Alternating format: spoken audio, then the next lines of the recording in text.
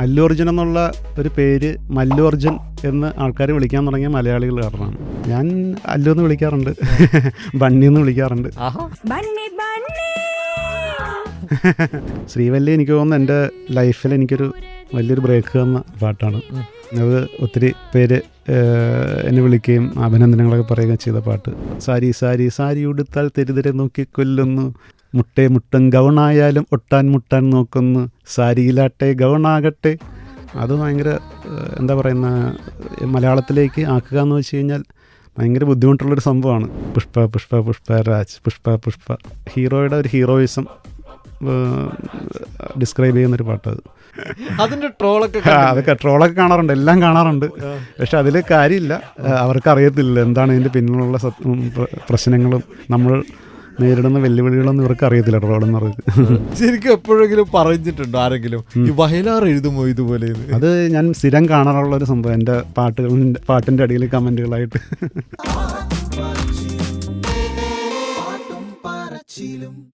നമ്മൾ മലയാളികൾ അല്ലു അർജുൻ സിനിമ കാണാൻ തുടങ്ങിയ കാലം മുതലേ ആ ടൈറ്റിൽ കാർഡിൽ കാണുന്ന പേരാണ് സിജു തുറവൂർ, അല്ലേ? അതെ.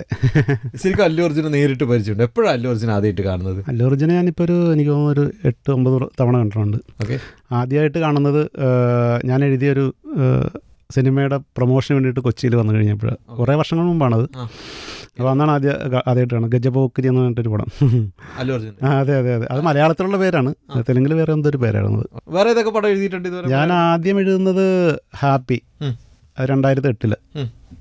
അതിൽ ഒരു 4 പാട്ട് എഴുതി. ഓക്കെ. അതിനുശേഷം ആ പാട്ടുകൾ ചിലപ്പോൾ ഓർമ്മയുണ്ടാവും. ഹാപ്പി, അടിപൊളി ലുക്കായൽ ഹാപ്പി, അഴക നീ എന്നെ പിരിയല്ലേ, ചിരിച്ചു കൊഞ്ചുന്ന വണ്ടേന്ന് ജാസ്തിയായിരുന്നു. ആ പാട്ട് ഞാനല്ല. ഓക്കെ. അപ്പോൾ അങ്ങനെ അതിനുശേഷം പിന്നെ തുടരെ അടുത്തടുത്ത പടങ്ങൾ, ബണ്ണി, ഹീറോ, പിന്നെ എന്താ പറയുന്നത്, കൃഷ്ണ, ആര്യ 2, അങ്ങനെ ഓരോ പടങ്ങളായിട്ട് ഇങ്ങനെ വരാൻ തുടങ്ങി. ആ സമയത്ത് വന്ന പടം ഇത്. പുഷ്പയിലേക്ക് വരാം. ആദ്യം പുഷ്പ 2 കൊച്ചിയിലേക്ക് അല്ലു അർജുൻ വന്ന സമയത്ത് അല്ലു അർജുൻ്റെ ചെവിയിൽ എന്തോ പറഞ്ഞു. അതെന്താണെന്നാണ് മലയാളികൾക്ക് മൊത്തം അതെന്താണ്? അതിൻ്റെ ഒരു വീഡിയോ ഇതിൽ വൈറലായിട്ട് മാറിയായിരുന്നു. അത് സംഭവം വേറെ ഒന്നുമല്ല, എന്നെ കണ്ടപ്പോഴേ, നേരത്തെ പലവട്ടം കണ്ട് പരിചയമുണ്ട്, ഹൈദരാബാദിൽ വെച്ച് കണ്ടിട്ടുണ്ട്. ഓക്കെ. കണ്ടപ്പോഴേ അല്ലു പറഞ്ഞത് ഈ കാര്യം, ഈ പീലിംഗ് സോങ്ങിനെ കുറിച്ച്.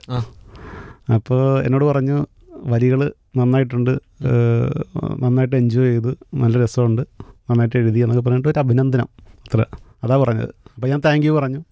ശരിക്കും അത് ഫീലിങ്സ് ആണോ അതോ പീലിങ്സ് ആണോ? ഫീലിങ്സ്. അതെന്താ ഫീലിങ്സ് വരാൻ കാരണം? അത് ഈ അല്ലു അർജുൻ്റെ സിനിമയിലെ ക്യാരക്ടർ, പുഷ്പരാജ് എന്ന് പറഞ്ഞ ക്യാരക്ടർ സാധാരണ ഒരു വെറും കാട്ടിലൊരു തടിവെട്ടുകാരനായിട്ടാണ് ജീവിതം തുടങ്ങി അവസാനം വലിയൊരു ബ്രാൻഡായിട്ട് മറന്നാണ് കഥ. അപ്പോൾ അങ്ങനെ സ്വാഭാവികമായിട്ട് അങ്ങനെ ഒരു ക്യാരക്ടർ, ഇംഗ്ലീഷൊന്നും അറിയത്തില്ല, ചിലപ്പോൾ മുറി ഇംഗ്ലീഷ്. അപ്പോൾ ഈ ഫീലിങ്സ് എന്ന് പറയാൻ ചിലപ്പോൾ ഒരു പക്ഷേ കറക്റ്റായിട്ട് പറയണമെന്നില്ല. അപ്പോൾ അത് ഫീലിങ്സ് എന്നാക്കിയതാണ്. ആ ക്യാരക്ടറിൻ്റെ കഥാപാത്രം ചിലപ്പോൾ അങ്ങനെ ആയിരിക്കും പറയുന്നത്, മനസ്സിലായോ? അപ്പോൾ അത് പുഷ്പ 1 എനിക്ക് തോന്നുന്നു കുറേ ഇംഗ്ലീഷ് വേർഡ്സ് പുള്ളിക്കാരൻ പറയുന്നുണ്ട്, അതൊന്നും കൃത്യമായിട്ടല്ല ഉച്ചരിക്കുന്നത്. അപ്പോൾ അങ്ങനെ ഒരു ധാരണപ്പുറത്ത് ഈ ഫീലിങ്സ് എന്നൊരു വേർഡ് ഉണ്ടാക്കി. പക്ഷേ ഈ ഫീലിങ്സ് എന്നുള്ള വേർഡ് ഇപ്പോൾ ഒരു ഫീലിങ്സിന് മറ്റൊരു വേർഡും കൂടെ ആയി എന്നാണ് എനിക്ക് തോന്നുന്നത്. ഈ പാട്ടിൽ തെലുങ്കും മലയാളം കൂടി മിക്സ് ചെയ്തൊരു പാട്ട്. അപ്പോൾ അതിൽ തെലുങ്കിൽ അതിൻ്റെ പല്ലവി, അനുപല്ലവി, ചരണം, അത് 3 തെലുങ്കിൽ തന്നെയാണ്. പക്ഷേ ഇതിൻ്റെ ഹുക്ക് ലൈൻ എന്ന് പറഞ്ഞിട്ട് ഇപ്പോൾ ആവർത്തിച്ച് വരുന്ന ലൈൻസ് ഉണ്ട്. അതാണ് മലയാളത്തിൽ ഒറിജിനലായിട്ട് ഞാൻ എഴുതിയത്. ശരിക്കും അത് ആദ്യം മലയാളത്തിൽ തന്നെയാണോ എഴുതിയത്? അതെ അതെ, മലയാളത്തിൽ. ആ എല്ലാ ലാംഗ്വേജിലും മലയാളം തന്നെ ആണോ? തെലുങ്ക് എഴുതുന്നതിന് മുമ്പ് അത് മലയാളത്തിൽ ആ ഭാഗം എഴുതി കഴിഞ്ഞായിരുന്നോ? ഇല്ല, തെലുങ്ക് ആദ്യം പാട്ട് കംപ്ലീറ്റ് 3 പല്ലവി, അനുപല്ലവി, ചരണം എഴുതി കഴിഞ്ഞ ശേഷം പിന്നീടാണ് ഇങ്ങനെ ഒരു തീരുമാനത്തിലേക്ക് അവരെത്തിയത്. എന്താ മലയാളം വെക്കാമെന്ന്, അല്ലെങ്കിൽ ഇത്രയും ഭാഷയിൽ അല്ലു അർജുൻ ഇത്രയും വലിയൊരു പാൻ ഇന്ത്യൻ സിനിമ വരുമ്പോൾ മലയാളം പാട്ട് വെക്കാം, മലയാളം വേർഡ് വെക്കാം, എന്താ തീരുമാനിക്കാൻ കാരണം? തീർച്ചയായിട്ടും അദ്ദേഹത്തിന് മലയാളി ഫാൻസിനോടുള്ള ഇഷ്ടം കൊണ്ടാണ്. ഓക്കെ. അത് ഉറപ്പായിട്ട് എനിക്കറിയാം. കാര്യം എന്നോട് അപ്പം തന്നെ പറഞ്ഞായിരുന്നു, ഇത് മലയാളി ഫാൻസിന് വേണ്ടിയിട്ടുള്ളൊരു ട്രിബ്യൂട്ടാണ്, എൻ്റെ അവരോടുള്ള സ്നേഹമാണെന്ന് പുള്ളി പറഞ്ഞിട്ടുണ്ടായിരുന്നു. കാര്യം അല്ലു അർജുൻ എന്നുള്ള ഒരു പേര് മല്ലു അർജുൻ എന്ന് ആൾക്കാർ വിളിക്കാൻ തുടങ്ങിയ മലയാളികൾ കാരണമാണ്. അപ്പോൾ എനിക്ക് തോന്നുന്നു പണ്ട് ഈ തെലുങ്ക് അല്ലു അർജുൻ്റെ സിനിമകൾ മലയാളത്തിൽ മാത്രമേ ഡബ് ചെയ്ത് വരാറുണ്ടായിരുന്നുള്ളൂ. അപ്പോൾ അങ്ങനെ കുറേ സിനിമകൾ മലയാളത്തിൽ മാത്രമേ വന്നിട്ടുള്ളൂ ആദ്യ കാലങ്ങളിലെല്ലാം. അതിനുശേഷം ആണ് മറ്റ് ഭാഷകളിൽ ഉള്ളവർ നോട്ടിടാൻ തുടങ്ങിയത് അല്ലു അർജുന്. അതായത് തമിഴ്, ഹിന്ദി, കന്നഡ ഇവിടെയൊക്കെ ഡബ് ചെയ്ത് ഇറങ്ങാൻ തുടങ്ങിയ മലയാളീസാണ് അത് കാണിച്ചു കൊടുത്തത്. അപ്പോൾ അദ്ദേഹത്തിന് ആ ഫാൻ ബേസ് അവിടെയുള്ള അതുപോലെ തന്നെ മലയാളത്തിലും ഒത്തിരി ഫാൻസ് ഉണ്ടായി. ആ ഒരു സ്നേഹമാണ് അത് കാണിക്കാൻ വേണ്ടിയിട്ടാണ് ഇങ്ങനെ ചെയ്തത്. എന്താ വിളിക്കുക അല്ലു അർജുനെ?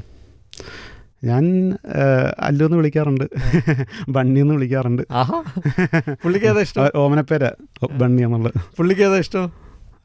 അല്ല, പുള്ളി എങ്ങനെയാണെങ്കിലും എന്തായാലും റിയാക്ട് ചെയ്യും നന്നായിട്ട്, എന്നോട് ഭയങ്കര കാര്യമാണ്. ഓക്കെ, പുള്ളി എന്താ തിരിച്ചു വിളിക്കുക? സിജു സാർ. ആണോ? നമ്മളെ സാറെന്ന് വിളിക്കുള്ളൂ. അതെല്ലാവരും അവിടെ അത് നമ്മൾ പ്രത്യേകിച്ച് കാണേണ്ട ഒരു കാര്യമാണ്. ഇപ്പോൾ DSP ആണെങ്കിലും എന്നെ സാറെന്ന് വിളിക്കുന്നത്, നമ്മുടെ മ്യൂസിക് ഡയറക്ടർ. ഈ പാട്ട് എവിടെ നിന്നാണ് എഴുതുക? നമ്മുടെ നാട്ടിൽ നിന്നാണോ അതോ ഹൈദരാബാദിൽ പോവുമോ? അത് ഇപ്പം എല്ലാം ഞാൻ അവിടെ പോയിട്ട് എഴുതുന്നത്. ഹൈദരാബാദല്ല, ഇപ്പോൾ ഈ പുഷ്പയുടെ പാട്ടുകളെല്ലാം ചെന്നൈയിലായിരുന്നു. ദേവശ്രീ പ്രസാദ് സാറിൻ്റെ സ്റ്റുഡിയോ ചെന്നൈയിലാണ്. അപ്പം എനിക്ക് ഈ പുഷ്പയുടെ പാട്ട് ചെയ്യാനായിട്ട് ആദ്യം എന്നെ അവിടെ നിന്ന് മൈത്രി മൂവി മേക്കേഴ്സ് എന്ന് പറഞ്ഞ ഇതിൻ്റെ പ്രൊഡക്ഷൻ കമ്പനി ആദ്യമായിട്ട് വിളിച്ചപ്പോൾ നേരെ ദേവശ്രീ പ്രസാദ് സാറിൻ്റെ അടുത്തേക്ക് എത്രയും വേഗം എത്തണം, ചെന്നൈയിലാണ് എന്ന് പറഞ്ഞിട്ട് എനിക്ക് അവർ ടിക്കറ്റെല്ലാം അയച്ചു തന്നു. നേരെ എനിക്ക് മനസ്സിന് ഭയങ്കര ടെൻഷനായിരുന്നു. ഇത്രയും വലിയൊരു മ്യൂസിക് ഡയറക്ടർ, സൗത്ത് ഇന്ത്യ മുഴുവൻ നിറഞ്ഞു നിൽക്കുന്ന ഒരു മ്യൂസിക് ഡയറക്ടറാണ്. അപ്പോൾ എങ്ങനെയായിരിക്കും എന്നോട് റിയാക്ട് ചെയ്യുന്നത്, അല്ലെങ്കിൽ എന്നെ എങ്ങനെയായിരിക്കും കാണുന്നത്, അപ്പോൾ അങ്ങനെ ഒരു ഭയങ്കര ടെൻഷനിലാണ് ഞാൻ അവിടെ എത്തുന്നത്. അപ്പോൾ ഒരു സ്റ്റുഡിയോയിൽ ചെന്നിട്ട് അദ്ദേഹത്തിൻ്റെ മുറിയിൽ ഇങ്ങനെ ഞാൻ ഒറ്റയ്ക്ക് ഇരിക്കുക. മുറിയെന്ന് വെച്ച് കഴിഞ്ഞാൽ ഒരു വിസിറ്റിംഗ് റൂമുണ്ട് സ്റ്റുഡിയോയിൽ. അവിടെ ഇങ്ങനെ ഇരുന്ന് കുറേ വെയിറ്റ് ചെയ്യാൻ പറഞ്ഞു എന്നോട്. അങ്ങനെ ഇരുന്ന് ഇപ്പോൾ കുറേ കഴിഞ്ഞപ്പോൾ സാറിങ്ങനെ അത്തേക്ക് കയറി വന്നു. ഞാൻ ഇങ്ങനെ ചാടി ഇരുന്നിട്ട് അപ്പോൾ എന്നെ കണ്ട ഉടനെ ഉള്ളിൽ ഷെയ്ക്ക് ഹാൻഡ് വന്ന് എന്നെ കെട്ടിപ്പിടിച്ച് ഭയങ്കര അടുപ്പമുള്ള ഒരാളെ പോലെയാണ് സംസാരിച്ചത്. അപ്പോൾ കുറച്ച് ഒരു 5 മിനിറ്റ് സംസാരിച്ചപ്പോൾ എൻ്റെ എല്ലാ ടെൻഷനും പോയി. പിന്നെ എന്താ പറയുന്നൊരു ഞങ്ങൾ തമ്മിലൊരു മാനസികമായിട്ടൊരു ഒരു നല്ലൊരു അടുപ്പം അവിടെ മുതൽ അങ്ങോട്ട് ആരംഭിക്കായിരുന്നു. പുള്ളിക്ക് മുമ്പേ അറിയുമായിരുന്നു? എന്നെക്കുറിച്ച് അവർ ഇൻട്രൊഡ്യൂസ് ചെയ്തിട്ടുണ്ട് നന്നായിട്ട്. അപ്പോൾ അല്ലു അർജുൻ്റെ സിനിമകളൊക്കെ മലയാളത്തിൽ എഴുതുന്ന ആളാണ് എന്നൊക്കെ പറഞ്ഞിട്ട് ചെയ്തിട്ടുണ്ടാവും ഒരുപക്ഷെ. അല്ലാതെ എന്നെ കാണാനായിട്ട് ആ മുറിയിലേക്ക് വരത്തില്ല അദ്ദേഹം.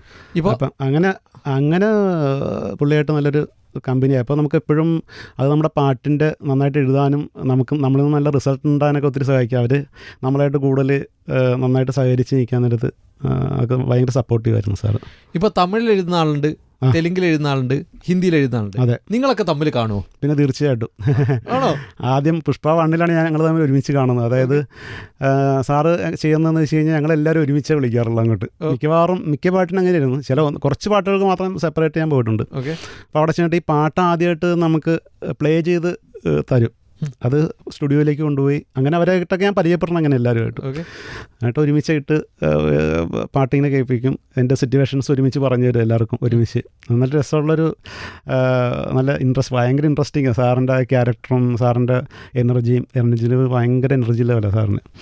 അപ്പോൾ നമ്മളായിട്ടൊക്കെ നല്ല കമ്പനിയായി ഇതെല്ലാം പറഞ്ഞു തന്നെ എങ്ങനെ വേണം എന്നൊക്കെ ഓരോരുത്തർ പ്രത്യേകം പറഞ്ഞു കൊടുക്കുന്നവരെ ഞങ്ങൾ ഒരുമിച്ച് ഇങ്ങനെ കവി സമ്മേളനം എന്ന് വേണമെങ്കിൽ പറയാം. ഒരുമിച്ചിരുന്നിട്ട് തെലുങ്കിൽ ഒഴിവാക്കിയ ചില വേർഡുകൾ മലയാളത്തിലെടുക്കും, മലയാളത്തിൽ നിന്ന് ചില വേർഡുകൾ കന്നഡയിലേക്ക് കൊടുക്കും, അങ്ങനെ അങ്ങോട്ടും ഇങ്ങോട്ടും വേർഡൊക്കെ കൈമാറാറുണ്ട് ഒരു പാട്ട് എഴുതുമ്പോൾ? ഉണ്ട്, തീർച്ചയായിട്ടും ഉണ്ട്. അതിൽ ഒരു ഉദാഹരണം ഞാൻ പറയാം. കല്യാണി രാഗം എന്നുള്ള ശ്രീവല്ലിയിൽ അത് ശരിക്കും പറഞ്ഞാൽ അവിടെ തെലുങ്കിൽ ഉപയോഗിച്ച അർത്ഥമല്ല ഞാൻ ഉപയോഗിച്ചിരിക്കുന്നത്. അവിടെ ചൂപ്പെ ബംഗാരമായനോ ശ്രീവല്ലി മറന്നുപോയി അപ്പോൾ അതിൻ്റെ അർത്ഥം എന്ന് വെച്ചാൽ എൻ്റെ കണ്ണിൽ തെളിയുന്നത് സ്വർണം പോലുള്ള കണ്ണുകളെന്നുള്ള അങ്ങനെ എന്തോ അർത്ഥമാണ്. വാക്കുകൾ നവരത്നങ്ങൾ പൊഴിയുന്ന പോലുള്ള വാക്കുകൾ. പക്ഷെ നമ്മളത് മലയാളത്തിലേക്ക് അങ്ങനെ എഴുതി ഫലിപ്പിക്കാനായിട്ട് ഇത്തിരി ബുദ്ധിമുട്ടുണ്ട്. അപ്പോൾ ഞാനിങ്ങനെ ആലോചിച്ച് സാറിനോട് ഞാൻ സജഷൻ പറഞ്ഞു. സാർ എനിക്കത് പെട്ടെന്ന് വരികൾ വന്നു എൻ്റെ മനസ്സിലേക്ക്, ഇങ്ങനെ ആയാലോ എന്നുള്ള. കണ്ണിൽ കർപ്പൂര ദീപമോ ശ്രീവല്ലി, വാക്കിൽ കല്യാണി രാഗമോ, മെയ്യിൽ കസ്തൂരി ഗന്ധമോ. അപ്പോൾ സാറിന് ഭയങ്കര ഇഷ്ടപ്പെട്ടു അത് കേട്ടപ്പോൾ. ഇതിൻ്റെ അർത്ഥം എന്നോട് ചോദിച്ച് മനസ്സിലാക്കി. അവർക്ക് ആ ക്രൂ അവിടെ ഉണ്ട്, എല്ലാവരും അസിസ്റ്റൻറ്റുമാരും എല്ലാവരും ഉണ്ട്. അപ്പോൾ ഉടനെ പിന്നീട് ചില വെർഷനിൽ അത് ഉപയോഗിച്ച് തമിഴൊക്കെ ഞാൻ എഴുതി കഴിഞ്ഞിട്ട് എഴുതി അതൊക്കെ അതിൻ്റെ അകത്തേക്ക് ഇതിൻ്റെ അർത്ഥമാണ് തമിഴിൽ എടുത്തിരിക്കുന്നത്. സുകുമാറൊക്കെ വരുമോ? അല്ല, സാറായിട്ട് ഞാൻ ഫോണിൽ 2-3 വട്ടം സംസാരിച്ചിട്ടുണ്ട്. സുകുമാർ സാറ് നല്ല സപ്പോർട്ടീവാണ്. വളരെ നമ്മളെ നന്നായിട്ട് എനർജി ഉണ്ടാക്കുന്ന രീതിയിലുള്ള സംസാരം. അതുകൊണ്ട് ഇപ്പോൾ ഈ ഫീലിങ്സ് സോങ് എഴുതിയിട്ടാണെങ്കിലും നമ്മുടെ ശ്രീവല്ലിയൊക്കെ എഴുതി കഴിഞ്ഞിട്ട് ഞങ്ങൾ സ്റ്റുഡിയോയിൽ DSP സാറായിട്ട് സംസാരിച്ചിട്ട് ഫോൺ എൻ്റെ കയ്യിൽ തന്നിട്ടുണ്ട് സംസാരിക്കാനായിട്ട്. ഓരോരോ പാട്ട് ഓരോ ദിവസമാണ് റിലീസ് ചെയ്യുക? അതെ. ഒന്നാകെ എല്ലാ പാട്ടും എഴുതുമോ അതോ ഇടയ്ക്കിടയ്ക്ക് പാട്ട് എഴുതലാണോ? ഓരോ പാട്ട് ഓരോ സമയത്തായിട്ടാണ്. ഇപ്പോൾ അതാണ് DSP സാറിൻ്റെ ഒരു രീതി എന്ന് വെച്ച് കഴിഞ്ഞാൽ ഒരു പാട്ട് ആദ്യം എടുക്കും, അതിൻ്റെ എല്ലാ വെർഷനും കംപ്ലീറ്റ് ആക്കും, അതായത് എല്ലാവരെയും വിളിച്ചു വരുത്തും, എല്ലാ വെർഷനും എഴുതിപ്പിക്കും, അതെല്ലാം ലിറിക്സ് എല്ലാം ചെക്ക് ചെയ്തിട്ട് അതിൻ്റെ ഓരോ ഭാഷയിലും സിംഗേഴ്സിനെ വിളിച്ചു വരുത്തും, റെക്കോർഡിങ് കംപ്ലീറ്റ് ചെയ്തിട്ട് അടുത്ത പാട്ടിലേക്ക് കിടക്കും. അങ്ങനെയാണ്. ഓക്കെ. അപ്പോൾ ഞാൻ പല വട്ടം പോയി വന്നിട്ടുണ്ട് ഇങ്ങനെ ചെന്നൈയിൽ, ഓരോ പാട്ടിന് വേണ്ടിയിട്ട് പോകും പല പ്രാവശ്യം. ആദ്യമേ ഗായകരൊക്കെ ഫിക്സ് ചെയ്തോ? ഗായകരൊക്കെ പാട്ട് എനിക്കപ്പോൾ അറിയത്തില്ല ആരാ. ഇപ്പോൾ ശരിക്കും പറഞ്ഞാൽ ശ്രീവല്ലി പാടാൻ വരുന്നത് സിദ്ധു ശ്രീരാമാണെന്ന് എനിക്കറിയത്തില്ല, ഞാൻ ചോദിച്ചില്ല. അപ്പോൾ എന്നോട് പറഞ്ഞ് എഴുതിയിട്ട് ഞാൻ പോകുന്നു, ഒരു ദിവസം എഴുതാനായിട്ട് മാത്രം ഒരു ദിവസം വിളിപ്പിച്ച് എഴുതിയിട്ട് വേണ്ട റെക്കോർഡിംഗ് ആണെന്ന് പറഞ്ഞു. അപ്പോൾ ഞാൻ അങ്ങോട്ട് എനിക്ക് ചോദിക്കാം ആരാണ് പാടുന്നതൊക്കെ നമ്മൾ ചോദിക്കാം. അപ്പോൾ കുറച്ച് അടുപ്പായി വരുന്നേ ഉള്ളൂ സാറായിട്ട്. അപ്പോൾ അവിടെ ചെന്ന് ഞാൻ സ്റ്റുഡിയോയിൽ ഇങ്ങനെ വെയിറ്റ് ചെയ്തിരിക്കുക, അപ്പോഴാണ് സിദ്ധ് ശ്രീരാം ഇങ്ങനെ കടന്നു വരുന്നതത്തേക്ക് പാടാനായിട്ട്. അപ്പോൾ ഞാൻ ഞെട്ടിപ്പോയി പെട്ടെന്ന്. സിദ്ധാണത് പാടാൻ പോകണമെന്ന് പറഞ്ഞപ്പോൾ നമുക്ക് ഭയങ്കര സന്തോഷമായി. ഈ ശ്രേയ ഘോഷാലല്ലേ പുഷ്പ 2? അതൊക്കെ എനിക്കറിയായിരുന്നു, ശ്രേയ പാടാൻ വരുന്നത്. ശ്രേയ ഒരേ സമയം പല ഭാഷയിൽ പാടുന്നുണ്ട്, ഞെട്ടിയാ കണ്ടായിരുന്നു അത്? പിന്നെ തീർച്ചയായും ഞാനവിടെ ഉണ്ടായിരുന്നു, ഞാനായിരുന്നു ഉച്ചാരണമൊക്കെ പറഞ്ഞു കൊടുത്തു ശ്രേയക്ക്. മലയാളം? ആ, ഓക്കെ. എന്നെ വിളിപ്പിച്ചായിരുന്നു. അവർക്ക് അറിയത്തില്ല, ഉച്ചാരണം കറക്റ്റ് ചെക്ക് ചെയ്യാനൊന്നും അറിയത്തില്ല അവർക്ക്. അപ്പോൾ ഇങ്ങനെയുള്ള മറുഭാഷാ ഗായകരെല്ലാവരും വരുമ്പോഴൊക്കെ എന്നെ വിളിപ്പിക്കും ചെക്ക് ചെയ്യാനായിട്ട്. അപ്പോൾ എന്നിട്ട് അതൊക്കെ നല്ല അനുഭവങ്ങളാണ്. ശ്രേയക്ക് ഏറ്റവും ടഫായ വാക്ക് ഏതായിരുന്നു ശ്രേയ ഘോഷാലിന്? അവർക്ക് പൊതുവിൽ എനിക്ക് തോന്നുന്നു ഈ ഇന്ത്യയിൽ മറുഭാഷാ ഗായകരിൽ മലയാളം നന്നായിട്ട് വഴങ്ങുന്നത് ശ്രേയ ഘോഷാലാണ്. വേറെ ആര് പാടിയാലും ഇത്ര പെർഫെക്ഷൻ കിട്ടാറില്ല. നമ്മളിപ്പോൾ ഒത്തിരി പാട്ടുകൾ മലയാളത്തിൽ പാടിയ പാട്ട് ചെക്ക് നോക്കുമ്പോൾ അറിയാം. അപ്പോൾ ര ള ഴ ഈ അക്ഷരങ്ങളുള്ള വാക്കുകൾ ഭയങ്കര ബുദ്ധിമുട്ടാണ് അവർക്ക് ഉച്ചരിക്കാനായിട്ട്. കുറേ ടേക്ക് പോകും? ഭയങ്കര ടേക്ക്, ഒത്തിരി ടേക്ക്, പറഞ്ഞു നമ്മൾ. സിദ്ധു അത് തന്നെ സെയിം. സിദ്ധ് ആക്ച്വലി എനിക്ക് തോന്നുന്നു പുള്ളിക്കാരൻ തമിഴായതുകൊണ്ട് കുറച്ചുകൂടെ മലയാളത്തോട് ഒട്ടി നിൽക്കുന്നൊരു ഭാഷയാണ് തമിഴ്. അപ്പോൾ അതുകൊണ്ട് ഓക്കെയാണ്. സിജു ബ്രോ എഴുതിയ കുറേ സൂപ്പർ ഹിറ്റ് പാട്ടുകളുണ്ട്, അതിൽ കുറച്ച് പാട്ടുകളെ കുറിച്ച് ഞാൻ ചോദിക്കാം. അപ്പോൾ അതിനെക്കുറിച്ച് ഓർമ്മ വരുന്ന പെട്ടെന്നൊരു കാര്യം എനിക്ക് പറഞ്ഞു തരണം. ഞങ്ങൾക്ക് ഒരുപാട് ഇഷ്ടമുള്ള പാട്ട് മനസ്സിനും അറിയില്ല. അതെ, പറഞ്ഞോ. അത് ഒരു ഫ്രണ്ട്ഷിപ്പ് സോങ് ആണ്. ഞാൻ എഴുതിയ പാട്ടുകൾ എനിക്ക് ഏറ്റവും ഇഷ്ടമുള്ളൊരു പാട്ടാണ് മനസ്സിനും അറിയില്ല. ഹാപ്പി ഡേയ്സ് സിനിമ, അത് ഖാദർ ഹസൻ അദ്ദേഹം മലയാളത്തിലേക്ക് എടുത്തിട്ട് മൊഴി മാറ്റി ഇറക്കിയ പടമായിരുന്നു. വളരെ വളരെ നന്നായിട്ട് ഓടി പടം, മലയാളത്തിൽ 50 ദിവസം ഓടിയൊരു പടമാണ്. അതിനെക്കുറിച്ച് പറയുകയാണെങ്കിൽ ഫ്രണ്ട്ഷിപ്പിനെ കുറിച്ച് ഉള്ളൊരു പാട്ടുകളിൽ ഇപ്പോൾ എനിക്ക് തോന്നുന്നു ഇവിടെ ഏത് കോളേജിലൊരു ഫെയർവെൽ പാർട്ടി നടക്കുകയാണെങ്കിൽ ഈ ഒരു പാട്ട് ഞാൻ കണ്ടിട്ടുണ്ട്, പലരും ഉപയോഗിക്കുന്നത് കണ്ടിട്ടുണ്ട് അവിടെ റീൽസായിട്ട്. അങ്ങനെ ഒത്തിരി അജയ് സത്യനാണ് പാടിയിരിക്കുന്നത്, നന്നായിട്ട് അജയ് പാടി, നന്നായിട്ട് എനിക്ക് നല്ല അഭിനന്ദനങ്ങളൊക്കെ കിട്ടിയൊരു പാട്ട്. അജയ് പാടുന്ന സമയത്ത് അന്ന് കൂടെ ഉണ്ടായിരുന്നോ? ഇല്ല, അന്ന് ഞാൻ കൂടെ ഇല്ലായിരുന്നു. ഓക്കെ. അതിനുശേഷം അജയ് കാണാമായിരുന്നു? പിന്നെ അജയനെ അതിനുശേഷം കണ്ടുകൊണ്ട് ഞങ്ങൾ ഫോണിൽ സംസാരിച്ചിട്ടുണ്ട്. അങ്ങനെ നല്ല ഫ്രണ്ട്സാണ് അജയ് ഞാൻ. എനിക്ക് തോന്നുന്നു കുറേ ആൾക്കാരുടെ വിചാരം ഇപ്പോഴും അത് കാർത്തിക്കാണ് പാടിയെന്നൊക്കെ. അതെ അല്ലേ? അജയ് സത്യൻ ഇതിനെക്കുറിച്ച് ഇവിടെ മുമ്പ് വന്ന സമയത്ത് പറഞ്ഞായിരുന്നു, പല ആൾക്കാരും വിചാരിച്ചത് കാർത്തിക്കാണ് പാടിയത്. ഓക്കെ. അടുത്തത് ഹാപ്പിയിലെ പാട്ട് അഴകേ നീ എന്നെ പിരിയല്ലേ. ഹാപ്പിയിലെ 4 പാട്ടുകൾ ഞാൻ എഴുതിയ 4 പാട്ടിലൊരു പാട്ടാണ് അഴകേ നീ എന്നെ പിരിയല്ലേ. അപ്പോൾ ഞാൻ എഴുതാൻ പോയപ്പോൾ ആദ്യം എഴുതിയത് ഹാപ്പി അടിപൊളി ലുക്കായാൽ ഹാപ്പി, ലുക്കൊന്ന് ക്ലിക്കായാൽ ഹാപ്പി, അങ്ങനെ ഒരു പാട്ടാണ് എഴുതിയത്. അത് എഴുതി അവർക്ക് ഇഷ്ടപ്പെട്ടപ്പോഴാണ് ബാക്കി പാട്ടുകൾ കൂടെ എഴുതിക്കോളാം എന്നോട് പറയുന്നത്. അങ്ങനെ അതെല്ലാം ലിപ്പുള്ള പാട്ടുകളാണ് ഈ ബാക്കി 3 പാട്ടുകൾ. 4ാമത്തെ പാട്ട് എനിക്ക് തന്നു കഴിഞ്ഞപ്പോൾ ഇത് അതിന് ലിപ്പ് മൂവ്മെൻ്റ് ഒന്നുമില്ല. അപ്പോൾ നമുക്ക് ആവശ്യത്തിന് സ്വാതന്ത്ര്യമുണ്ട്, ഇങ്ങനെ വേണമെങ്കിലും എഴുതാം. മറ്റേ ലിപ്പ് മൂവ്മെൻ്റ് ഉണ്ടെങ്കിൽ ഭയങ്കര ബുദ്ധിമുട്ടാണ് എഴുതാനായിട്ട്. അപ്പോൾ എന്താ പറയുന്നത്, എനിക്ക് ആ വരികൾ പെട്ടെന്ന് മനസ്സിലേക്ക് വന്നു. ജോസ് സാഗർ എന്ന് പറഞ്ഞൊരു സിംഗറാണ് അത് പാടിയത്.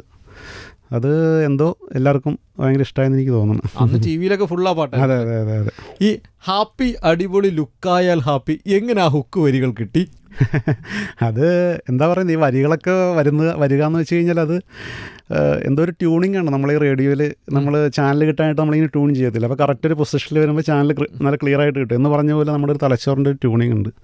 അപ്പോൾ നമ്മൾ അതിന് വേണ്ടിയിട്ട് ഇങ്ങനെ ട്യൂൺ ചെയ്ത് ഭയങ്കര ഏകാഗ്രമായിട്ടൊക്കെ ഇങ്ങനെ ആലോചിച്ച് സിറ്റുവേഷനൊക്കെ ആലോചിച്ചിരിക്കുമ്പോൾ ഓട്ടോമാറ്റിക്കായിട്ട് സംഭവിക്കുന്നത്. ചെമ്പനീർ പൂവേ കൃഷ്ണയിലെ പാട്ട്, അത് അഫ്സൽ പാടിയ പാട്ടായിരുന്നു. അതും ഈ പറഞ്ഞ പോലെ എഴുതാൻ ഭയങ്കര ബുദ്ധിമുട്ടുള്ളൊരു പാട്ടായിരുന്നു അത്. ലിപ്പ് അല്ലു അർജുൻ്റെ ലിപ്പിങ്ങനെ ഭയങ്കര ഓപ്പണായിട്ട് അതിൻ്റെ അകത്തുണ്ട് പല്ലവിയിലൊക്കെ. അപ്പോൾ അതിൻ്റെ വാക്കുകൾ ആ ലിപ്പ് അനുസരിച്ചുള്ള വാക്കുകൾ കിട്ടുക എന്നുള്ള ഭയങ്കര ഒരു ടാസ്ക്കാണ്. അതൊരു ഭയങ്കര എന്താ പറയണ ഒരു അഭ്യാസമാണ് ശരിക്കും പറയാം, മലയാളത്തിൽ പച്ച മലയാളത്തിൽ പറയണമെങ്കിൽ. പക്ഷെ അത് എൻ്റെ ഒരു അത്ര അതിന് മുമ്പ് വരെ എഴുതിയ സിനിമകളുടെ ഒരു എക്സ്പീരിയൻസ് വെച്ചിട്ട് എനിക്ക് അത് കുഴപ്പമില്ലാതെ എഴുതാൻ പറ്റിയെന്നാണ് തോന്നുന്നത്. ഒത്തിരി പേർക്ക് ഇഷ്ടപ്പെട്ടൊരു പ്രണയഗാനാണത്. അതിലത്തെ മറ്റു പാട്ടുകളോ? നീളായി അതൊക്കെ ഞാൻ എഴുതിയതാണ്. എല്ലാ പാട്ടുകളും ഞാൻ തന്നെ എഴുതിയത് എൻ്റെ അത്. അതിലൊരു ഹുക്ക് ലൈൻ എനിക്ക് ഭയങ്കര ഇഷ്ടമാണ്. എന്നെന്നും ഉണരവേ. അതെ അതെ, അതിന്റെ ഇടയ്ക്ക് വരുന്ന സാധനമില്ല, മനക്കണ്ണിൽ മുളച്ച് ഇനി വിളിക്കേണ്ട. അതിന്റെ ഇടയിലും ഈ അകലം നീ വെറുതെ അല്ലേ, അത് ഇഷ്ടമാണെന്നല്ലേ? ഒരുപാട് പേർക്ക് ഇഷ്ടമാണ്. കാരണം യൂട്യൂബിൽ അവിടെ മാത്രം ഇങ്ങനെ അത് പൊങ്ങി കിടക്കുന്നുണ്ട്. പിന്നെ പകലിൻ കൂടൊഴിഞ്ഞു പോ, അതെനിക്ക് ഭയങ്കര ഇഷ്ടമുള്ള ഒരു പാട്ട്. അതും അജയ് സത്യം പാടിയ പാട്ട്. അതൊരു വിരഹ ഗാനാണത്. എനിക്ക് ഭയങ്കര ഫീൽ ചെയ്യുന്നൊരു പാട്ടാണ്.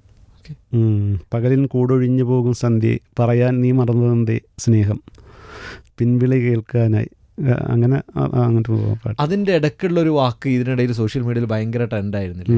ഏതായിരുന്നു? വാതിലടഞ്ഞൊരു സുഖമേ. ഇനി എങ്ങനെ ഞാൻ ഇനി എങ്ങനെ നിന്നെ അങ്ങനെ ഞാൻ പെട്ടെന്ന് ഓർമ്മ വരുന്നില്ല.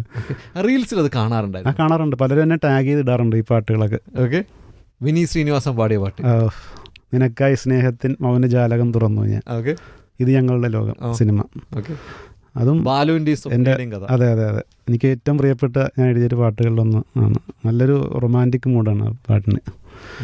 നിനക്കായി സ്നേഹത്തിൻ മൗനജാലകം തുറന്നു ഞാൻ, നിറങ്ങൾ നീരാടും കനവായിരം നെയ്തു ഞാൻ. എവിടെ നിന്നാണ് എഴുതിയത്? എപ്പോഴാണ് എഴുതിയത്? അത് തിരുവനന്തപുരത്ത് അവിടെ ഇരുന്ന് എഴുതിയത്. അദ്ദേഹത്തിൻ്റെ ഒരു ഫ്ലാറ്റ് എടുത്ത് തന്നിട്ടുണ്ടായിരുന്നു ഇതിൻ്റെ വർക്കിന് വേണ്ടിയിട്ട്. അങ്ങനെ അവിടെ ഇരുന്ന് എഴുതിയത്. അടുത്ത കീരവാണിക്ക് വേണ്ടി എഴുതിയ പാട്ട് ഹരിയോ ഓങ്കാരേശ്വരി. ആ പാട്ട് അത് ഹൈദരാബാദിലായിരുന്നു. അതിൻ്റെ ഫുള്ള് വർക്ക് ഹൈദരാബാദിൽ വെച്ചായിരുന്നു. അവരുടെ സ്റ്റുഡിയോ അന്നപൂർണ സ്റ്റുഡിയോ, നാഗാർജുനയുടെ സ്റ്റുഡിയോ. അവിടെ ഇരുന്നിട്ട് എന്നെ അവിടുത്തെ സ്ക്രീനിലാണ് ഇത് പാട്ട് കാണിച്ചു തന്നത്. അങ്ങനെയാണ് അവിടെ ഇരുന്ന് എഴുതുന്നത്. ഓക്കെ, അത് മധുബാലകൃഷ്ണൻ പാടിയ പാട്ടാണ്. ബദ്രിനാഥിലെ സ്റ്റാർട്ടിങ് എനിക്ക് തോന്നുന്നു ഇൻട്രോ സോങ് അത്. അന്ന് കീരവാണിയെ കണ്ടായിരുന്നോ? ഇല്ല അത് പാട്ട് എഴുതുക മാത്രമേ ഉള്ളൂ. ഓക്കെ, അന്നിങ്ങനെ നമ്മൾക്ക് കാണാൻ പറ്റത്തില്ല. അല്ലു അർജുൻ അന്ന് കണ്ടിട്ടുണ്ട്. അന്ന് കണ്ടതാ, അന്ന് പോയപ്പോൾ ബദ്രിനാഥിൻ്റെ വർക്കിന് പോയപ്പോൾ അവിടെ വെച്ച് ഹൈദരാബാദിൽ കണ്ടായിരുന്നു. അല്ലു അർജുൻ എന്താ ഡബിങ്ങിന് വന്നായിരുന്നോ? അവിടെ സ്റ്റുഡിയോ വെച്ചിട്ട് യാദൃശ്യമായിട്ട് അങ്ങനെ കണ്ടതാ. ഓക്കെ, പിന്നെ ഒരു പ്രാവശ്യം എനിക്ക് തോന്നുന്നു എനിക്ക് ഏറ്റവും ഭയങ്കര ഒരു മനസ്സിൽ സൂക്ഷിക്കാൻ പറ്റിയൊരു നിമിഷം എന്ന് വെച്ചാൽ ഭയ്യാമൈ ബ്രദർ എന്ന് പറഞ്ഞിട്ട് അല്ലു അർജുനും രാംചരനും കൂടെ അഭിനയിച്ചൊരു പടമുണ്ട്. അത് അല്ലു അർജുൻ്റെ അച്ഛനാണ് അത് സിനിമ പ്രൊഡ്യൂസ് ചെയ്തിരിക്കുന്നത്, അല്ലു അരവിന്ദ്, ഗീത ആർട്സ്. അപ്പോൾ അവരാണ് എന്നെ വിളിക്കുന്നത് അതിൻ്റെ എഴുതാനായിട്ട്. അവിടെ ചെന്ന് അവരുടെ ഡബ്ബിങ് സ്റ്റുഡിയോ അല്ല, എഡിറ്റിംഗ് നടന്നിട്ടിരിക്കുക, ഏകദേശം കംപ്ലീറ്റ് ആയി എഡിറ്റിംഗ്. അപ്പോൾ അവിടെ എനിക്കൊരു മുറിയിൽ ഇതൊരു സ്ക്രീനിൽ വെച്ചിട്ട് ഇത് എഴുതാനായിട്ട് ഇട്ട് തന്നിരിക്കുക. അപ്പോൾ ഞാനങ്ങനെ എഴുതി ഒരു വൈകിട്ട് സമയമായപ്പോൾ അവിടുത്തെ ഒരു ടെക്നീഷ്യൻ എൻ്റെ ഒപ്പം ഇരിപ്പുണ്ട്. സാധനം ഇത് ലീക്കാകാൻ പാടില്ല, റിലീസ് ചെയ്യാത്ത പടമല്ല. അപ്പോൾ എന്നോട് പറഞ്ഞ് അല്ലു അർജുൻ അപ്പുറത്ത് മുറിയിലുണ്ടെന്ന് പറഞ്ഞ്. അച്ഛനും കൂടെ വന്നിട്ടുണ്ട്. അവർ ശരിക്കും പറഞ്ഞാൽ ആക്ച്വലി അവർ ഉച്ചമുതൽ അവിടെ ഉണ്ട്, തൊട്ടടുത്ത മുറിയിലുണ്ട് ഇത് കാണാനായിട്ട്, പടത്തിന് എഡിറ്റ് ചെയ്ത പോർഷൻ കാണാൻ വേണ്ടി വന്നവർ. അപ്പോൾ ഞാൻ വിളിച്ചു എങ്ങനെ ഒന്ന് കാണും, പോരുന്നതിന് മുമ്പ് ഒന്ന് കാണണം എന്നൊക്കെ എനിക്ക് ആഗ്രഹമുണ്ട്. അപ്പോൾ അവരുടെ അനുവാദം ഇല്ലാതെ നമുക്ക് അങ്ങോട്ടൊന്നും എൻട്രി ഒന്നുമില്ല. അപ്പോൾ ഞാനങ്ങനെ ഇരുന്ന ചിലപ്പോൾ കാണാൻ പറ്റുമായിരിക്കും എന്ന് വിചാരിച്ചിട്ട് അങ്ങനെ ഇരുന്നു. കുറേ കഴിഞ്ഞൊരു സന്ധ്യ സമയമായപ്പോൾ ഞാനിത് ഏകദേശം തീരാറായി എൻ്റെ അന്നത്തെ വർക്ക്. അങ്ങനെ ഇരുന്നപ്പോൾ ഈ ഒരു പയ്യൻ ഓടി വന്നിട്ട് സാർ അല്ലു സാർ വിളിക്കുന്നു പറഞ്ഞു ഞങ്ങൾക്ക്. അങ്ങനെ പെട്ടെന്ന് അവർ ബണ്ണി സാർ എന്ന് പറയുന്നത്, ബണ്ണി സാർ, അവരൊക്കെ അങ്ങനെ പെട്ടെന്ന് വിളിക്കുന്നു. പെട്ടെന്ന് എനിക്ക് ഭയങ്കര സന്തോഷമായി. ഞാൻ ഓടിച്ചപ്പോൾ അവർ പോകാനായിട്ട് അവർ പുറത്തിറങ്ങി. അതിൻ്റെ ഡയറക്ടറുണ്ട്, അല്ലു അരവിന്ദ്, എല്ലാവരും ഉണ്ട്. പിന്നെ വീണ്ടും സംസാരിച്ച് പുള്ളിക്ക് അറിയാമല്ലോ ഈ പാട്ടുകളൊക്കെ. അപ്പോൾ എനിക്ക് തോന്നുന്നു അതിനിടയ്ക്ക് ഒരു 6-7 സിനിമ ഇറങ്ങിയിട്ടുണ്ടെന്ന് തോന്നുന്നു. അങ്ങനെ ഒപ്പം ഒരുമിച്ച് ഫോട്ടോസൊക്കെ എടുത്ത് അവിടെ വെച്ചിട്ട് അത് നല്ലൊരു നിമിഷമായിരുന്നു. ഇനിയിപ്പോൾ ആര്യ 2 പാട്ട് ചെണ്ടുമല്ലികപ്പൂവുണ്ട്, മൈ ലവ് ഈസ് ഗോൺ. പറയൂ പാട്ടിനെ കുറിച്ച് പറഞ്ഞു. ചെണ്ടുമല്ലികപ്പൂ നീ വിജയശ്വാസ പാടിയിരിക്കുന്നത്. അത് ഞാൻ പാടുന്ന സമയത്തൊന്നും ഇല്ലായിരുന്നു. നല്ല പാട്ടാണ്, എനിക്ക് ഭയങ്കര ഇഷ്ടമുള്ളൊരു പാട്ട് എൻ്റെ പാട്ടുകളിൽ. പിന്നെ ഈ പറയുന്ന മൈ ലവ് ഈസ് ഗോൺ നല്ല പവർഫുൾ പ്രണയത്തിൻ്റെ പെയിനാണ് അത്. എനിക്ക് മാക്സിമം നന്നായിട്ട് എഴുതാൻ പറ്റിയെന്നാണ് എൻ്റെ തോന്നൽ. പക്ഷെ അത് ഒത്തിരി പേര് ഏറ്റെടുത്തൊരു പാട്ടാണ്. പിന്നെ കൈ നീട്ടുന്നു സാഗരം, അത് വിരഹം ആ പാട്ട്, അത് നല്ല പാട്ടാണ്, ജോബി ജോൺ പാടിയത്. എപ്പോൾ എഴുതിയത്? അതെല്ലാം ഞാൻ വീട്ടിലിരുന്ന് എഴുതിയ പാട്ട്. അതെനിക്ക് അയച്ചു തന്നിട്ട് ഞാൻ വീട്ടിലിരുന്ന് എഴുതിയ പാട്ടുകൾ. എത്ര സമയം കൊണ്ട് ഒരു പാട്ട് എഴുതി തീർക്കാൻ പറ്റും? അങ്ങനെയല്ല, അത് ഡിപ്പെൻസ് നമ്മുടെ ഒരു മൂഡ് അനുസരിച്ചിരിക്കും. സ്വാഭാവികം ഒരു ഇങ്ങനെയുള്ള ഡബ്ബിങ് പാട്ടുകളിൽ ലിപ്പുണ്ടെങ്കിൽ കുറച്ച് സമയം എടുക്കും, ചിലപ്പോൾ ഒരു ദിവസമൊക്കെ എടുക്കുന്നു. ഞാൻ കുറച്ച് ഗ്യാപ്പിട്ട് കുറച്ച് എഴുതും, പിന്നെ ഒന്ന് റിലാക്സ് ചെയ്യും, അങ്ങനെയൊക്കെയാണ് എഴുതാറുള്ളത്. പക്ഷേ അല്ലെങ്കിൽ ലിപ്പില്ലെങ്കിൽ അല്ലാത്ത പാട്ടുകളൊക്കെ നമുക്ക് ചിലപ്പോൾ ഒരു 2 മണിക്കൂർ അങ്ങനെ ഒരു 1 മണിക്കൂർ 2 മണിക്കൂർ കൊണ്ട് എഴുതാറുണ്ട്. തെലുങ്ക് അറിയോ ശരിക്കും? തെലുങ്കിൽ ചില വേർഡുകളൊക്കെ അറിയാം, അല്ലാതെ പൂർണ്ണമായിട്ട് തെലുങ്കിന് ഇതുവരെ എനിക്ക് തെലുങ്കിനെ എനിക്ക് കീഴ്പ്പെടുത്താൻ പറ്റിയിട്ടില്ല. അത്ര ടഫായിട്ട് എനിക്ക് തോന്നിയത്. ഇനി നമുക്ക് പുഷ്പയിലെയും പുഷ്പ 2ലെയും പാട്ടിലേക്ക് വരാം. ആദ്യം പുഷ്പയിലെ പാട്ട് ശ്രീവല്ലി. ശ്രീവല്ലി എനിക്ക് തോന്നുന്നു എൻ്റെ ലൈഫിൽ എനിക്കൊരു വലിയൊരു ബ്രേക്ക് തന്ന പാട്ടാണ് ശ്രീവല്ലി. അത് ഒത്തിരി പേര് എന്നെ വിളിക്കുകയും അഭിനന്ദനങ്ങളൊക്കെ പറയുകയും ചെയ്ത പാട്ട്. സിദ്ധു ശ്രീറാം പാടിയ പാട്ട്. എന്താ പറയുന്നത്, അതിനെക്കുറിച്ച് പറയാൻ ശരിക്കും വാക്കുകളില്ല. അത്ര എനിക്ക് ഏറ്റവും ഹൃദയത്തോട് ചേർത്ത് വയ്ക്കുന്ന ഒരു പാട്ടാണ് ഞാൻ. ഈ ശ്രീവല്ലി എന്നുള്ള വാക്ക് എങ്ങനെയാണ് അവിടെ ഹുക്ക് ചെയ്തിട്ടത്? അത് നമ്മുടെ ക്യാരക്ടർ നെയിമാണ്, നമ്മുടെ നായികയുടെ. അത് തെലുങ്കിലും ശ്രീവള്ളി എന്നവർ അതിൻ്റെ അകത്ത് പറയുന്നത്. അപ്പം നമ്മളിങ്ങോട്ട് വന്നപ്പോൾ വല്ലിയാക്കിയതാണ് ശ്രീവല്ലി. ഓക്കെ. എപ്പോൾ എഴുതി, എവിടെ നിന്ന് എഴുതി? അത് ദേവശ്രീ പ്രസാദ് സാറിൻ്റെ സ്റ്റുഡിയോ ചെന്നൈയിൽ. അങ്ങനെ അവിടെ പോയി ഇരുന്നിട്ട് അവിടെ ഇരുന്ന് എഴുതുന്നത്, സാറിനൊപ്പം ഇരുന്നിട്ട് എഴുതി. സാറ് അടുത്തുണ്ടാകും. അപ്പോൾ ഓരോ വേർഡ്സിൻ്റെയും അല്ലെങ്കിൽ ഓരോ വരികളുടെ അർത്ഥം ചോദിച്ച് മനസ്സിലാക്കി സാറ് കൺഫേം ചെയ്യും. ഓക്കെ ഇത് സെറ്റ്, അങ്ങനെ അടുത്ത വരികൾ അങ്ങനെ എഴുതി ഒപ്പം ഇരുന്ന് എഴുതിയ പാട്ട്. ഈ അർത്ഥമൊക്കെ ചോദിച്ച് മനസ്സിലാക്കുമോ അവർ? തീർച്ചയായിട്ടും. അവരത്ര അതിൻ്റെ അകത്ത് ഈ മലയാളം ഏത് ലാംഗ്വേജ് ആണെങ്കിലും സാറ് ഭയങ്കരമായിട്ട് അത് പെർഫെക്ഷൻ വേണമെന്നുള്ള, അത് അത്ര പുള്ളിയുടെ മേൽനോട്ടത്തിൽ നന്നായിട്ട് അത് വരണം എന്നുള്ളൊരു അത്ര സ്ട്രിക്റ്റാണ് സാറ്, ദേവശ്രീ പ്രസാദ് സാർ. അതിനിടയ്ക്കുള്ള ഒരു വരിയില്ലേ, നീയൊന്നും വലിയ. അത് ശരിക്കും അവിടുത്തെ സെയിം മീനിങ് ആണ്. അവിടെ തെലുങ്കിലും അത് തന്നെയാണ്.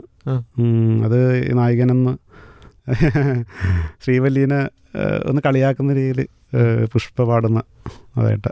അടുത്ത സ്വാമിയും അവിടെ എല്ലാം അവിടെ തന്നെ എഴുതിയതാണ് അവിടെ ചെന്നിട്ട്. അപ്പോൾ ഞാൻ ശരിക്കും സ്വാമിയുടെ കുറച്ച് പോർഷന് ഞാൻ പിന്നെ വീട്ടിലിരുന്ന് എനിക്ക് സാറേ അതിന് കഴിഞ്ഞിട്ട് ഞാൻ ഇങ്ങോട്ട് പോകുന്നു, ശ്രീവല്ലി കഴിഞ്ഞിട്ട്.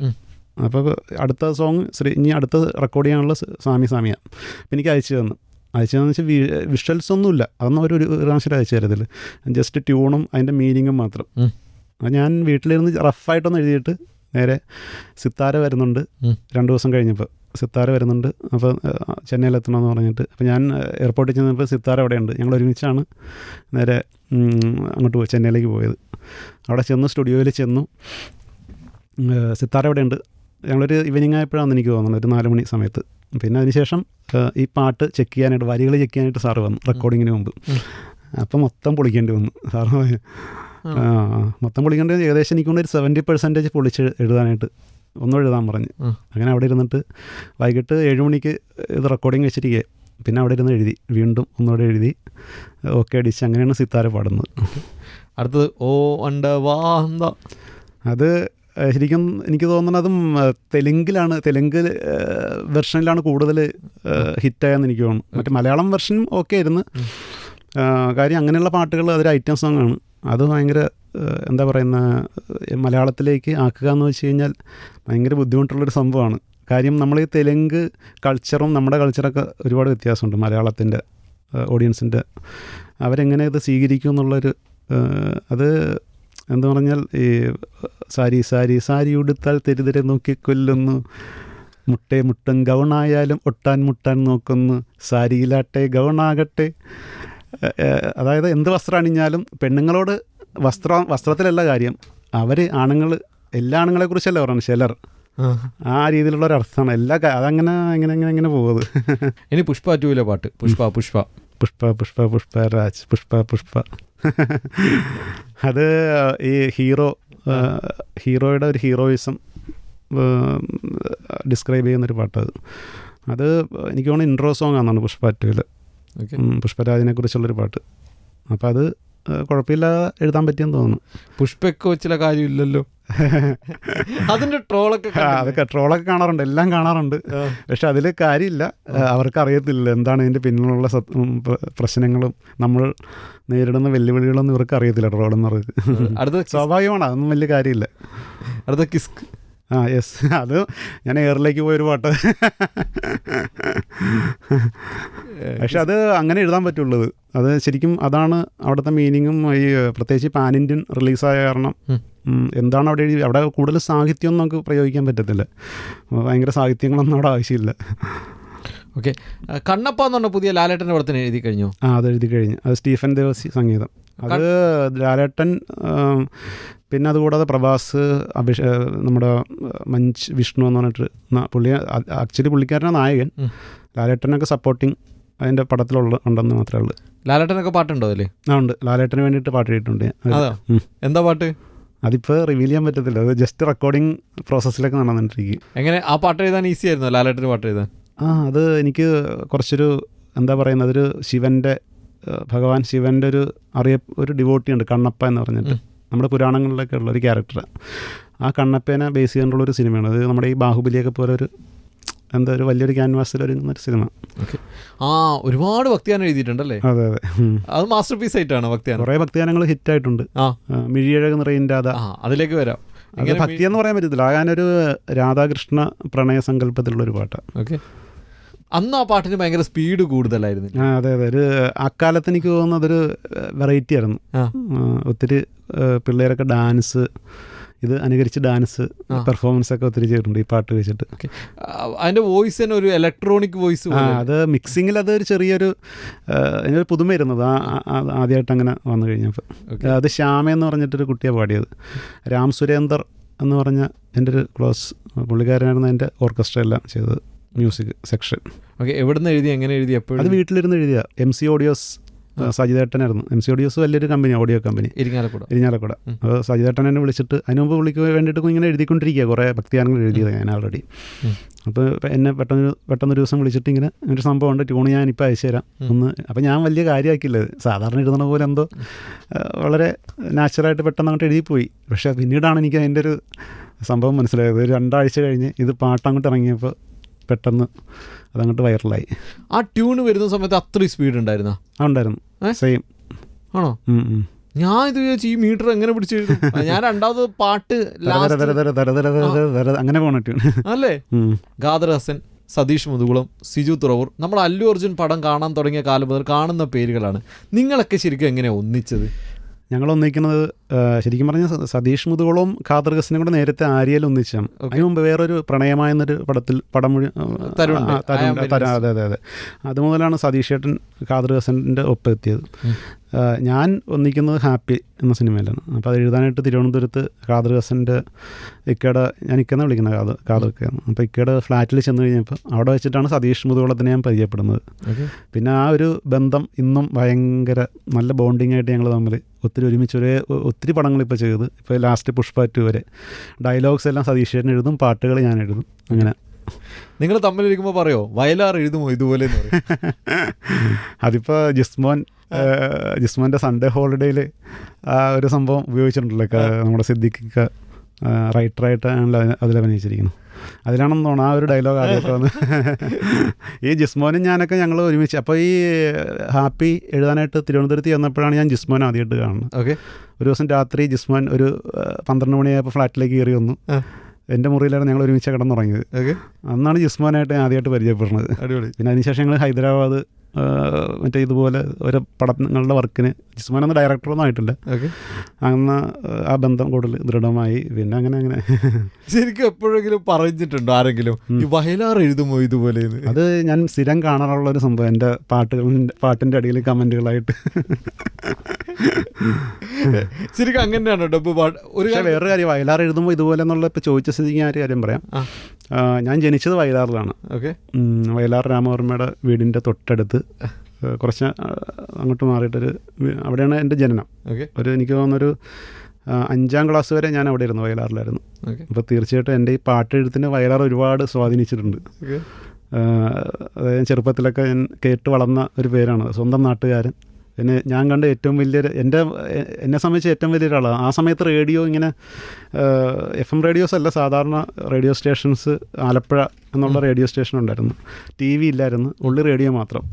ആ സമയത്ത് റേഡിയോയിൽ വയലാറിൻ്റെ പാട്ടുകൾ മാത്രം കേട്ട് വളർന്ന ഒരു ബാല്യത്തിൽ നിന്നുമായിരിക്കും ഒരുപക്ഷെ എന്നിലെ പാട്ടെഴുത്തുകാരൻ പതിയെ പതിയെ ജനിച്ചെന്ന് വേണം പറയാം.